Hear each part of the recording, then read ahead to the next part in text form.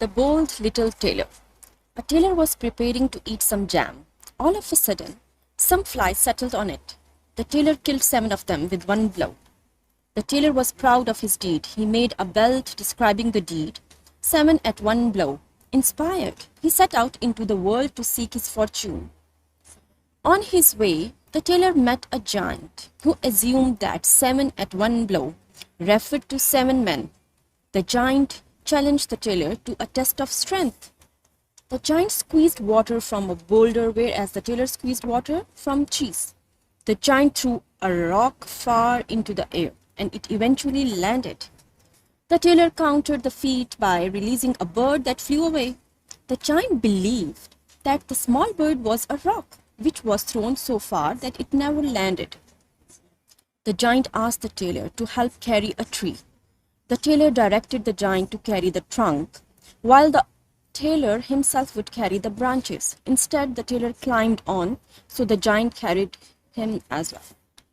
The giant brought the tailor to his giant's home, where other giants lived as well. During the night, the giant attempted to kill the tailor. However, the tailor, having found the bed too large, he slept on the ground. On seeing him still alive, the other giants fled, never to be seen again. The tailor entered into the royal service, but the other soldiers were afraid that if the tailor would lose his temper someday, 7 of them might be killed with the blow. They told the king that either the tailor would leave military service or they would.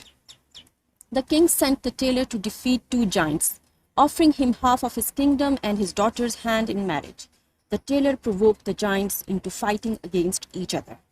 Thereafter, the king sent him after a unicorn, but the tailor trapped it by standing behind a tree. When the unicorn charged, he stepped aside and the unicorn drove its horn into the trunk. The king subsequently sent him after a wild boar, but the tailor trapped it in a chapel. Now the king had no alternative but to give away his daughter to the tailor in marriage. One night, his wife heard him talking in his sleep. She realized that he was merely a tailor. The king promised his daughter to have him carried off. A squire warned the tailor, who pretended to be asleep, and called out that he had done all those deeds and was not afraid of the men behind the door. Terrified, they left, and the king did not try again. From that day onwards, the tailor spent the rest of his life in happy-go-lucky fashion.